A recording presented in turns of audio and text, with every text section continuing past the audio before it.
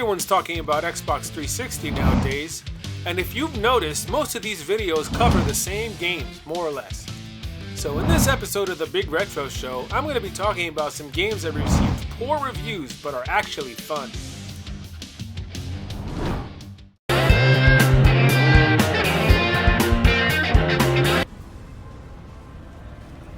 To call Quantum Theory a game that rips off Gears of War is fair criticism, but to make gamers totally write the game off because of it is not. And sure, the game resembles Gears in almost every way, but is that necessarily a bad thing? After all, Gears is one of the games that I love most on the good old Xbox 360, so let's take a look. The story in Quantum Theory is convoluted, much like in Gears. You play as a humanoid dude named Sid, who's trying to save the world from aliens. In the opening sequence of the game, he is taking on the tower where the aliens get their power from, with a woman named Nyx. She seems interesting enough, but the best part about her is that you can throw her into enemies and she slices them with her sword. This game too quickly throws you into the action and really doesn't give you breathing room. Right off the bat, you will notice that the graphics, armor that your character is wearing, and most of all its cover-based combat gameplay resembles Gears of War. Again, not a big issue, but critics really hated that. They called the game unoriginal, flawed, and dated. Now I agree that it isn't original. I don't really see that as a bad thing though. I love Gears of War, and after beating all the games in this series, this was a nice way to sort of relive that experience in a different way. Now sure, the game is dated, but you knew that all the games on the Xbox 360 are dated now. So in essence, this game has aged much like all of the games on the good old Xbox 360. After all, we are retro gamers, and the Xbox 360 is now considered a retro console. In a weird way, when considering the Xbox 360, it's a retro system according to everyone. But the games still look like the ones that are on the current console, so I don't know how much of a stretch that is. I digress. Later in the game, you meet up with another woman named Felina, who becomes your right hand, and you can also throw her into your enemies so she can slice them up with her plasma sword. The game's weapons are very much like the machine gun, shotgun, RPG, and other fun weapons you use to kill aliens. But one thing that this game doesn't have are grenades and other projectiles. I thought that was a weird choice, but no biggie. The game's grenade launcher does the trick just fine. Now most of the game takes place in a tower that you're trying to reach the top of to check in on Felina's dad, who we learn is a creator of the tower. According to his daughter, he created the tower to help humankind, but now it's infected with these alien dudes who are armed to the teeth. They come in droves and they are fun to fight. Performing headshots on them and seeing their noggins blow up never gets old. The game's cover system is also like Gears of War, and so are the running mechanics. Again, I don't think this is a bad thing. I love Gears, and so this game was right up my alley. This game received an overall score of 3.7 on Metacritic, which is generally unfavorable. But I don't think this game is as bad as most people seem to make it out to be. Yes, it's a ripoff of Gears, but Gears rocks, and this game makes a noble effort. If you played it, leave me a comment and let me know what you think. Hey, I'm fine too. Thanks for asking. How about that other guy? Is he dead? When it comes to sci-fi based games, I'm definitely more of an old school Star Wars fan, but I do enjoy me some Star Trek from time to time. I like the old Star Trek with Captain Kirk and Mr. Spock, and I did like the reboot that they did of Star Trek and the casting in it especially. So when I learned that Star Trek the video game for the Xbox 360 was one of these games that received overall low scores, it piqued my interest. After all, the game's screenshots didn't look so bad to me, but one reviewer wrote, Star Trek the video game is almost a fun, harmless game about cool characters shooting lizardmen, but never rises above what you'd expect a licensed tie-in to be. Okay, I don't know if you've played licensed games before, but a lot of games that are based on movies suck, so I wasn't expecting a lot to begin with. Another reviewer wrote, a shoddy job, no laurels. Even Captain Kirk and Spock know that. In all respects, Star Trek the video game is a very bad game. Yeah, no, I played very bad games, and this one is not a very bad game. Both of these reviews are flat out lies. This game is a lot of fun, and it's anything but a shoddy job. It's commentary like this that makes me interested in games that receive similar reviews, because a game's quality is subjective. Star Trek the game takes place in between the events of the Star Trek reboot and Star Trek Into the Darkness, and you can play as either Captain Kirk, played by Chris Pine, or Mr. Spock, played by Zachary Quinto, both great actors who lent their voices and likenesses to the game, enhancing its production value. It is your move, Captain. I'm aware of that, Mr. Spock. In fact, the game features the voices and likenesses of the actors of the film, so how is that shoddy? At its core, this game is a third-person, cover-based shooter that features light platforming and puzzle-solving elements. The game also has light RPG features in that the more information you scan with your tricorder, the more experience points you receive that you can use to level up your abilities. The game also challenges you to receive commendations throughout the levels for things such as finding bones without getting caught, or using only non-lethal actions against infected Vulcans. It just makes you want to push a little more to get that commendation and get the experience. Are you sure you want to touch that guy? A mind meld is our only option. The plot of the game is that you respond to a distress signal and find out that the station is occupied by Vulcans, who have this terraforming helio device that they have been using to create new Vulcans. I know it's pretty out there, but we are talking about Star Trek. You arrive on the space station only to find out that the lizard men Gorn have taken the Helios device and all hell breaks loose. The gameplay is similar to most cover-based shooters and it really champions teamwork between Kirk and Spock. The game can also be played online with a friend or solo, which is how I played it. It's mostly a single player experience, but that's fine by me. I don't care for online gaming anyways. The weapons in this game are from the Star Trek universe and each has a primary and secondary fire mode. It's all pretty standard third-person shooting stuff, but I like that. The game also has several stealth and hacking sequences. While the stealth was hit or miss, sometimes they would detect me easier and other times I'd be right next to them and they didn't. It was always satisfying creeping up on fools and knocking them out. Most of the enemies you fight are these lizard Gorn men, as well as infected Vulcans and other humans that are infected. They are pretty easy to fight and gave me a laugh when they tried to hide from me with their big old heads sticking out of cover. I would have liked to have them be a bit more challenging to fight, but whatever. Now, critics called this game's combat dull and puzzles repetitive. They said that the game was generic, and I agree with some of that. I mean, it's not a perfect game. I did encounter a few glitches, but nothing that is game-breaking. It's more of a frustration. I had to restart from a checkpoint whenever my partner would glitch out and was able to proceed. There are certainly better games that you can play on the good old Xbox 360, but to write this off because it offers nothing new or original to the genre other than the license is a crime. I mean, how many games that you know of that aren't a complete ripoff of another game franchise? Truth is, there is not a lot of innovation or creativity in video games these days. It's that reason why so many games of today are failing and studios are shuttering. It's a sad fact, but if only gamers would play these games and make up their own minds on games like Star Trek, they might have a good experience and they might have some fun. For what it's worth, I had fun with Star Trek and you might too, if you can get past some of the game's shortcomings.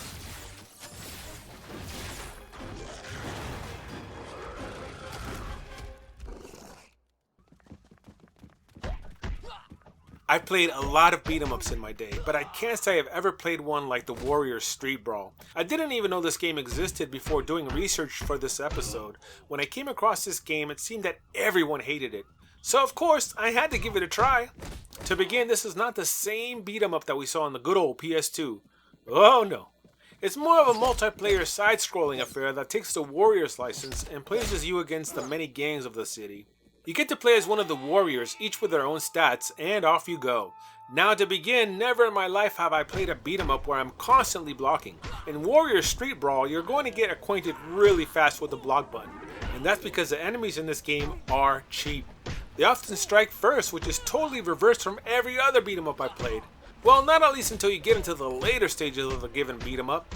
But in the Warriors, even the low-level goons will jump on you, so it's best to learn how to block really fast. The combat in this game can take getting used to, and it's a bit clunky. I'm not gonna lie about that. But man oh man, once you get the hang of it, it's super satisfying knocking them out. But alas, most of the beating up in this game will be done on you, especially if you run at this game solo. It's definitely a lot easier and more enjoyable with a friend or three to assist you. Playing this game solo makes it downright impossible. In other words, it's a challenge. But for some reason I couldn't put the game down. I wanted to get to the next boss to try the different gangs out like the Baseball Furies here, one of my favorites of the film. The plot doesn't stray too far away from the movie, and the gangs of New York think you killed Cyrus. Basically the gang leader who wanted to unite all the gangs before he was murdered by this dude. At any rate, the story here doesn't matter, since not a lot of younger gamers remember that movie. Just know that there are gangs who are out trying to kill you and you have to survive. The movesets in this game are pretty basic. You get a strong attack and a weak attack, as well as a grab, jump, run, and block button. You can perform different combos on your enemies by pushing different buttons. It's pretty straightforward beat 'em up stuff. The game is littered with health power-ups and other items to pump up your score. You get to use fury attacks if you raise your fury meter during combat. They are basically stronger attacks that last a very limited time. You can use the fury as well to attack when you get back on your feet when being knocked down, which is how I mostly used it. The game also lets you use weapons against your enemies. Again, nothing new here. The thing that turns people off about this game is the cheapness of the enemies. Can't they just leave me alone for a little bit while I beat up one of their friends? The other reason that people dislike this game is the difficulty. It's up there, but nothing big to us old school gamers who are used to games just being a little bit tougher and not holding your hand throughout the whole experience. They mentioned that the game is nowhere near the level of quality of the Xbox Warriors game, but they are totally different games and it's not necessarily fair to treat Street Brawlers like an inferior game. One is a 3D game that is awesome, and the other one is a side-scrolling affair that is best played with friends, if you have them. While Warrior Street Brawl is nowhere near its contemporaries in terms of qualities, mostly due to its clunky combat and overall difficulty, there is some fun to be had here, and I have played much worse. It's just a shame that this game was delisted along with other Xbox 360 Live Arcade games when the Xbox 360 shop closed.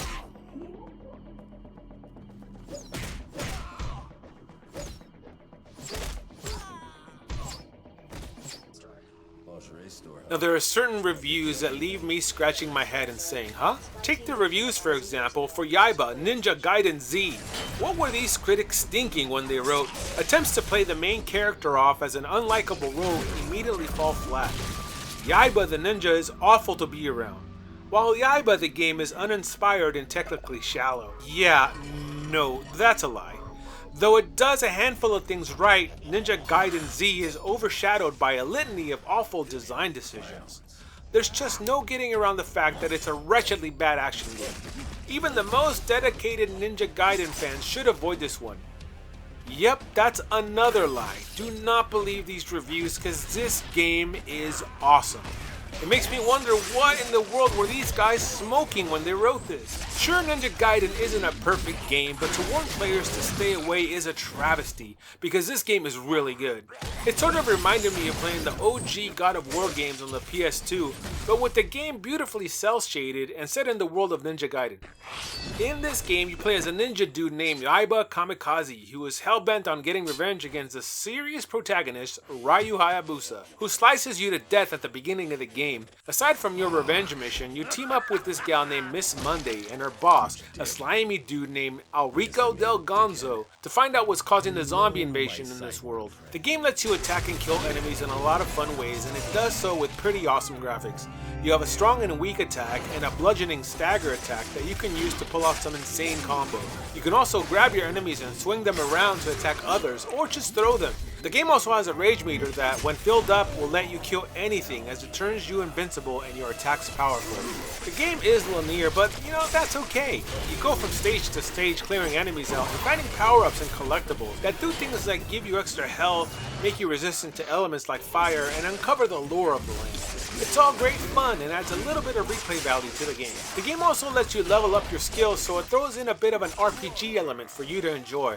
The enemies in this game are fun to fight, and some of them require some precision parrying. Of course, you have to parry perfectly to be able to counter them, and this takes practice. It's not a difficult game at all, but man, is it loaded with fun, and it's a good game to beat in one afternoon and then move on with your life. I love games like this. This game is fun, and especially because some of the jokes and quips the main character and the rest of the characters make. It's one of these things that these so-called critics hated about the game, but I found the humor entertaining. The characters themselves are funny to look at and fight. Yeah, I really don't know what the critics were smoking trying to put people off of this game. Now this is why I like making up my own mind about games. I play them objectively, and I encourage you to do the same. While this game got overall negative reviews, there were a lot of people who liked it. To them, I give a big high five.